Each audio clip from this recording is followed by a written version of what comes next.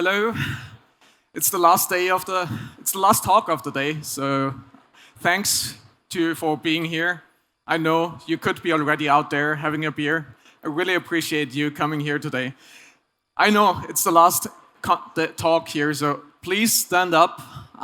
Let's get some energy going. Turn around. Say hi to your neighbors. It's all about Tinder, right? And Tinder dates. So we want to build some good relationships. Say a nice few words, and yeah, if you're ready, let's sit down again. We're going to film, so if you stay towards the right. So, picture this. You're at home, scrolling, swiping, chatting away on Tinder, looking for the next match. You're looking at a radius of 10, 15 kilometers for your potential next partner. And you find someone you really like. So you start chatting with that person. The person seems funny, humble, responsive. You really like that person. So you decide to move to a slightly more intimate channel and you hand over your phone number. And you continue the conversation via text. But somehow the conversation doesn't feel right. The person is less responsive and forgets a few details. Nonetheless, you decide to meet the person in real life. You want to have a coffee date. So you meet that person in real life, and there it even gets more awkward. The person forgot some things, and it seems totally awkward and weird.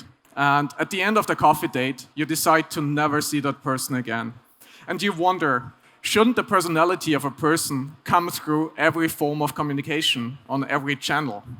And you see a few disconnections and inconsistencies, which are a big red flag for you. It tells you the person doesn't care. Maybe the person was not paying enough attention, or in the worst case, the person was lying to you. So what does that tell us? It tells us that consistent experience matter to us as humans when it comes to building strong relationships. So why should that not also apply to us as e-commerce businesses, us as brands, where we want to build consistent experiences across all channels? Because those consistent experiences build trust, and trust is really the foundation of everything we do when building customer relationships, but also not only with customers, partners, employees, and so on. I'm here today to talk about omnichannel experiences and how you can provide a more personal, more contextual experience across all channels. My name is Thomas, and I'm VP of Marketing at Storyblok. You can find my colleagues over there. Say hi afterwards. This finance review magazine put it quite nicely. The future belongs to enterprises that can deliver an intelligent, contextual, frictionless, real-time, data-driven human experience. I'm a simple person, and if I would have to break that down, at the end of the day, it means we as businesses want to deliver the right content at the right time to the right channel. Or in other words, we want to personalize our content experiences that we provide to our users, consumers, partners, employees, customers. So you might be wondering, but why are we still struggling as businesses? Why are we still struggling? Please raise your hand if you think your business can really provide a personal experience for your consumers across all channels. Who's good at that? Please raise your hands. I don't see any. I think, Jonathan, you raised the hand, so halfway. So seems like you're doing a good job. Maybe we should talk afterwards. Studies show that only 6% of businesses are truly capable of delivering a personalized experience across all channels. I mean, only 6%. Seems like there are less than 6% of businesses in this room, because I think only one person raised a hand. Personally, I was really shocked when I saw this statistic, because what are all the other 94% of businesses doing, right? What are we doing? Like, why is it so hard? Why is it so hard to personalize the experiences for our consumers? So I tried to understand that a bit more, and one of the indicators that I got next was the sheer amount of devices and connections we as consumers are using these days. And this statistic study forecasts that in Western Europe in 23, we will be using 9.4 devices and connections per person. So that can be anything from a smart TV, smart watch, smart anything, IoT, voice content, and so on and so forth. I mean, that's a big number, right? And it's even worse in the US, where 13.4 devices and connections are used per person next year. I mean, how can we as businesses keep up with delivering great personalized experiences on 13.4 different connections, right? That's not easy. The next up is the sheer volume of content we're dealing with these days on the internet. If we look back 12 years ago, there was 2 zettabytes of content volume sitting on the internet. And 2 zettabytes is already a lot, right? That's 2 billion terabytes. It is forecasted that today there's 97 zettabytes sitting on the internet. Incredible number that will just grow through the roofs in the next years to come. So that doesn't really stop, right? Presentation layers. We spoke about the different devices and connections. If we look back, we shouldn't forget that the smartphone wasn't really around 12 years ago, right? We were mostly using desktop browsers and browsing the internet. And if we look at today, the sheer number of presentation layers also increased quite a bit. Looking at IoT, voice interfaces, Alexa, Siri, and so on.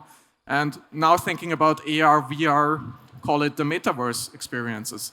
How can we deliver personalized experiences on those channels as well?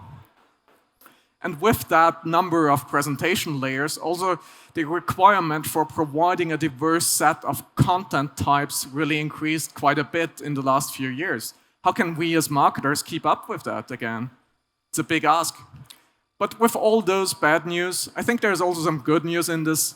According to the survey, 67% of e-commerce decision makers in Europe and Northern America want to invest more money, more resources into the topic of personalization and with the main goal of providing better personalized experiences. At least that's something, right? Today, I don't want to only talk about problems and challenges that we have as e-commerce businesses, but I want to provide some food for thought in regards to how can we be part of that 6%, right? How can we meet up next year in the same room again? And I hope to see more hands up there next year. And today, therefore, I want to talk about 3 things: content, people, and technology, and how those 3 things play together to provide more personalized experiences. Let's talk about content first.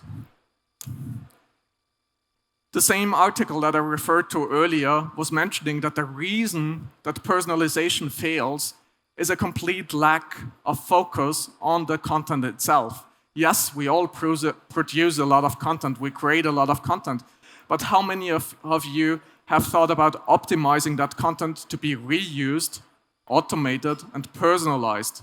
I don't think a lot of people and businesses deal with that topic.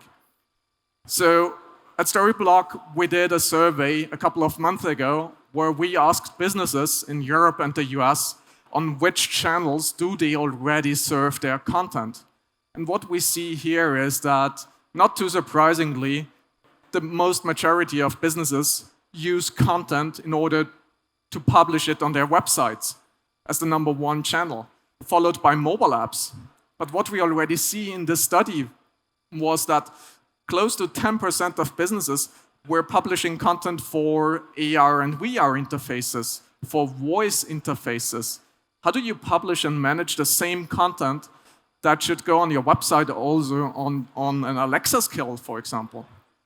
E-commerce storefronts was part of that survey as well. But what we see is that it's already, for us as businesses, a really diverse set of channels where we publish our content to.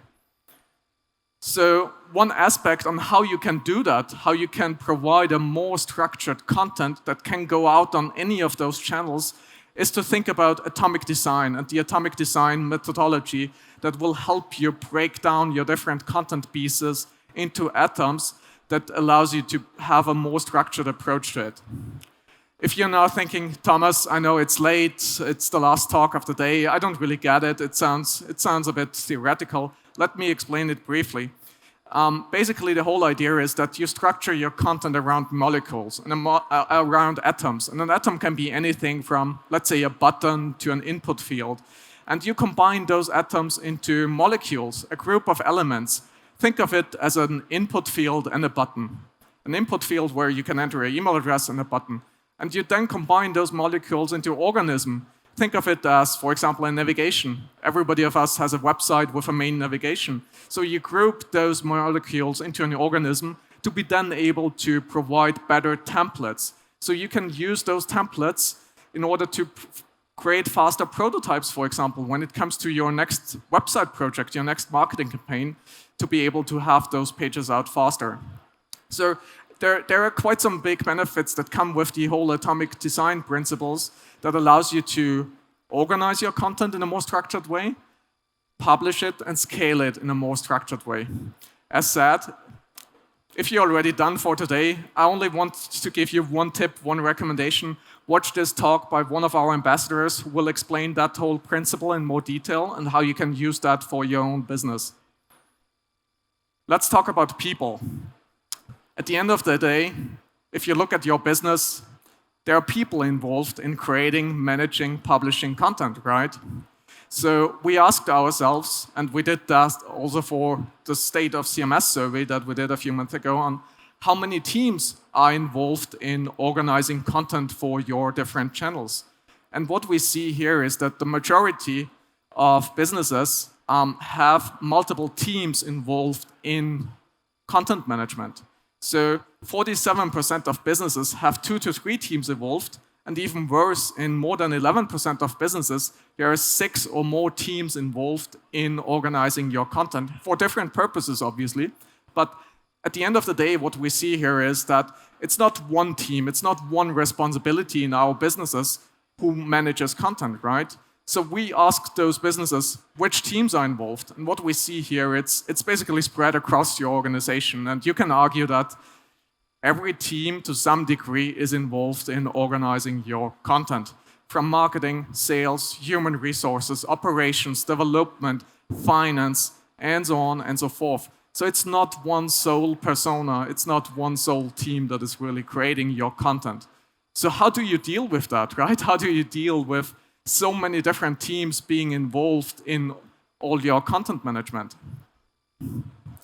I'm a marketer, and I've seen plenty of ping-pong conversations in my previous companies where the marketing team wanted to do simple copy changes on a website, for example, and wasn't able to do that. And we would get a lot of criticism why it would take so long to publish content. And on the other hand, the marketers were addressing that to the IT department, to developers, and at the end of the day, those developers don't want to deal with simple copy changes, right? Developers want to create cool features. They should focus on creating cool features. They shouldn't focus on managing content for your marketing teams.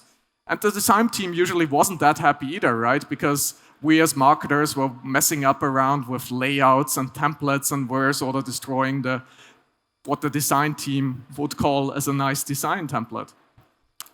So at Storyblok, we believe that a lot of that, from a team collaboration perspective, goes back to the way we organize the content, the way we have multiple content silos up and running. So one of the things that we as teams need to consider is how we manage our content and where does that content sit for those different channels. So we asked this next question: why are you using multiple CMS systems? Because what we tend to see is us as marketers needing a CMS for a website, right? So we would have one content silo to be able to publish content to a website. At the same time, we would have another system, maybe in HR, to publish job postings to our mobile app or to some other experience. So we were asking our respondents on why do you use multiple CMS? And surprisingly, a big majority is right now in this phase of migrating to other CMS systems, and they're trying out different CMS for different use cases and proof of concepts. But what I found quite interesting was that 18% of those businesses claim to use multiple CMS to be able to provide an omnichannel experience. So this tells me that their current setup doesn't allow, their current CMS doesn't allow omnichannel capabilities, so they would use multiple CMS for running those different channels. Overall, quite shocking, to be honest. The Harvard Business Review once published a study that 75% of all cross-functional teams are dysfunctional. And if we think back that there are so many different teams involved in our content operations, this is really shocking, right? Like how can you function as an organization if you're really not able to get your different teams together? At the end of the day, I want to evangelize, I want to advocate that content management and the way you organize your content is not sitting in one different team. It's not one dedicated team. But you should think about how you as a business, how you as a leader can provide your team with the best developer experience, because at the end of the day, we need IT, we need developers to build the foundation on how we manage our marketing technology. So those developers need to be enabled and need to have the flexibility to provide the best experience. And at the same time, you shouldn't forget about all those other teams, be it the marketers, content teams, sales, and so on. So how can you give them the best tool at hand so they are able to create, publish, manage, and organize content in a personalized way? Because at the end of the day, the simple formula is your team happy? Is your team in love with your current setup? You will provide a better audience experience to your users. I really and truly believe that. So last but not least, let's talk about technology. Because again, the same article as referred to earlier stated true personalization can't be done with most CMS, most systems in place today. If we look at the CMS market, which is quite crowded, if we look at G2.com, for example, G2.com lists more than 300 vendors. Statista forecasted that the global CMS market has a size of 43 billion USD. So how should we as marketers, as e-commerce businesses, make a CMS decision if we look at such a diverse, highly fragmented, and to some degree even regional CMS market, right? How should we do that? I mean, I understand everybody who's simply overwhelmed by looking at this. I think it goes back to the team topic, the people topic. And if I would cluster those content management systems into different buckets, I would argue that you will find a lot of CMSs that fall into those two different categories. One is you will find a lot of CMS systems that provide high value for your marketing teams, for your content creators. And usually those are systems that have WYSIWYG editing tools, a nice, easy interface where your marketers can create, manage content.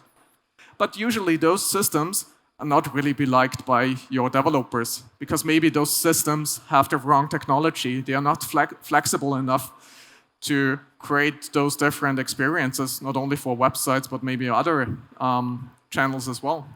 And on the other hand, you will find a lot of new technology. You might have heard about Headless CMS that provide flexibility because suddenly developers can use the latest tech stack and use a Headless CMS to organize the content in one central hub. So you might have heard about those Headless CMS, and usually developers love them, right?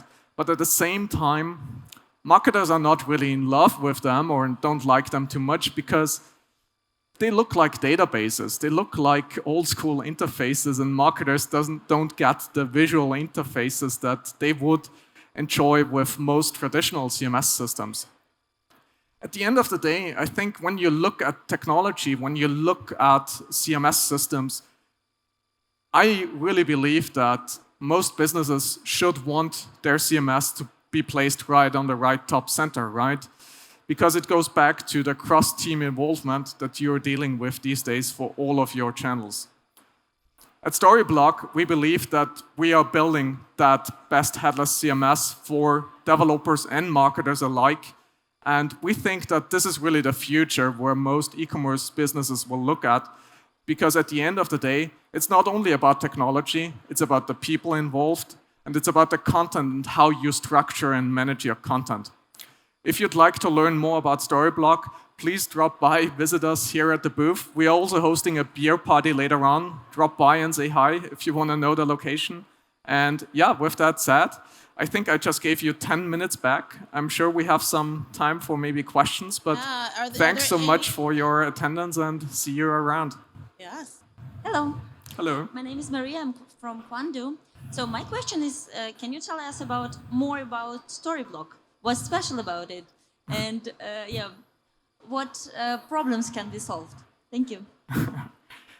Sure. So first of all, kudos to the team. I think the team is special, but Storyblok itself is a headless CMS that not only works for developers, but also for marketers. So what does it mean? Storyblok, everything we do is built on a headless architecture, which means we don't care too much if you publish your content to a website or to a mobile app or even voice content. And we do have some examples where businesses do that.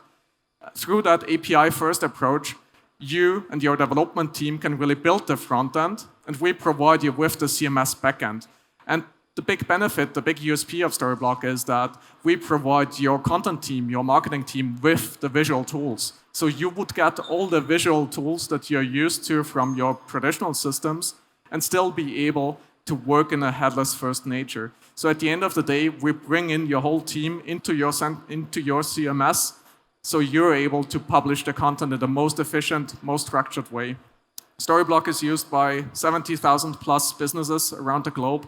We do have businesses in Germany like Adidas, Marco Polo, who also create their e-commerce experiences on top of Storyblok. I hope that was a bit helpful.